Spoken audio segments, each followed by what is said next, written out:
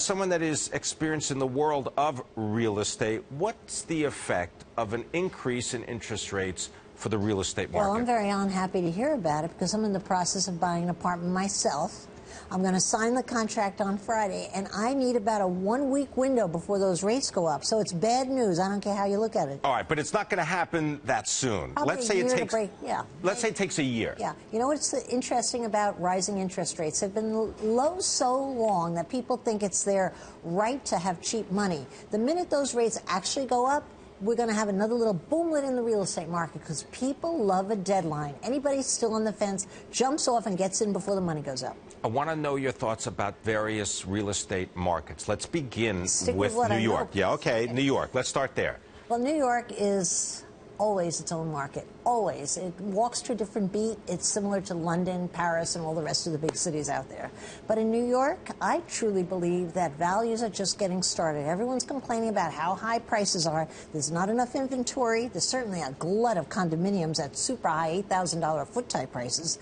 But beyond that, there's not enough inventory, not enough cheap inventory, and prices are going to keep going up by a lot, in my prediction. Do you notice also that when you get all the building figures, you see that multifamily is much more popular, or at least much more accessible to a group of people, and maybe the dream of that single-family home isn't necessarily the way people are going to live in the future? First of all, it's in style. People have been migrating back to the big cities for 10 years now or so. Everybody's given up on this lovely utopia idea of I want to mow the grass. Nobody wants to do it, and your 5-year-olds anyway don't need the backyard because they're in online. So they're not using the backyard, and parents are afraid to send them out there to play. Please, this trend about going back to the city has been a trend for a while. I do not see it, not just in New York, but anywhere in the world, abating at all. It's a continuing trend in the world market. What about the trend of people bringing their money from overseas to the United States, to cities like Miami? Of course. Miami is probably the most obvious example of people parking their money.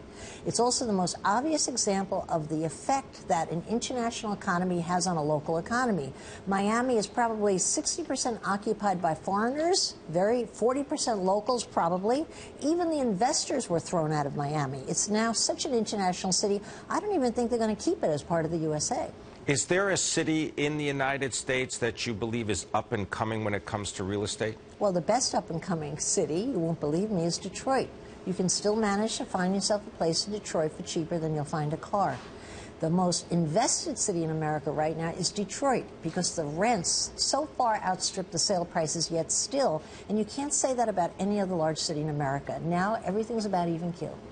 I want to learn a little bit more about Barbara Corcoran because I read that you once got D's in school. D's? I always got D's. You always got D's. Yeah. What was it like to get D's? Did you think? It was great because I deserved F's and I hustled people to turn them into D's, and when they didn't, I changed on my own report card. You know what's great about being a dunce in school? The minute you get out of school, you're about to encounter the best part of living. You left the school behind you. You're no longer the dumb kid, and you could rewrite yourself as an individual. The best thing that ever happened. The other good thing is it got me accustomed to rejection, failure, and boy, am I good at that in real life. Used to failure. Oh, I'm great at failure. You know what else? I have a low enough IQ that I don't see the truck coming.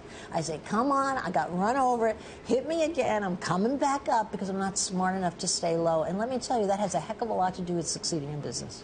As someone that has helped people find their dream apartments, their dream homes all over. Or talk them into it. It wasn't a dream. Well, okay, this is what I wanted to get at is, what you've obviously there are deals that were successes, deals that were failures. What did you learn from the failures? Well, I learned a million lessons. You learn a new lesson with each failure. I can clearly remember one of the biggest lessons I learned was never to believe someone who says price is no object.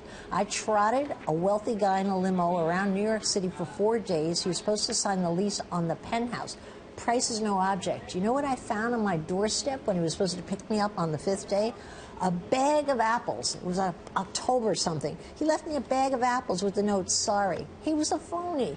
Whenever anybody in my business says price is no object, or in any business, it's never true. I want to talk about business. You started with $1,000. It was a loan. Thank God. And you paid it back, and you went on to multi-billion-dollar success. You sold your company for, I think, over $60 million. 66. Okay. A lucky number, by the way. That's how I arrived at it. Do you remember what it was like when that deal closed? I'll tell you, that deal closing was very confusing. It was just a lot of attorneys and accountants running around asking me to sign things. What I do remember, and I enjoy every single week when I go to my Citibank on the corner of where I live, is I remember going in the next morning, putting my Citi card in to get my usual $200 cash, and unbelievable as it was, on the receipt, I had $44 million in my checking account. That was the first payment from NRT. I can still get that cheap thrill every time, and now I'm up to $450 a week. You could set it in advance. $450. I hear that sound. I think I'm going to get $44 million all over again.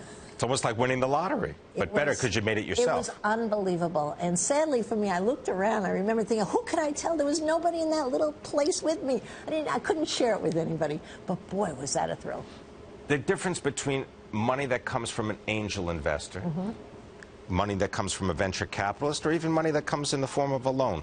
What are some of the things that you've learned about those three forms of financing? I've learned that the best kind of money is your own money, bootstrapping.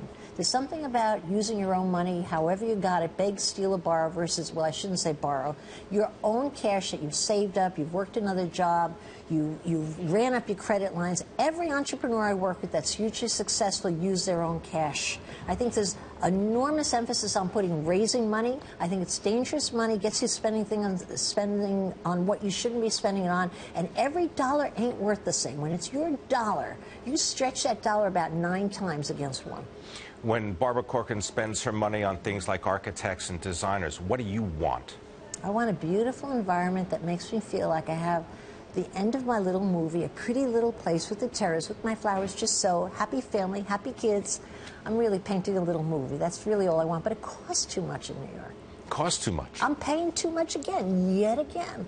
But do you think the market's still going to increase? You said earlier that you think the values in New York are just getting started. Well, let me tell you, I have certainly bought up many highs, and I don't care about it, because what happens, if you live there long enough, it covers your sins. But I can tell you this, New York's a magical place. There's always someone who wants it, and I have gotten confidence from that my entire life and invested on that principle. And let me tell you, it's never let me down.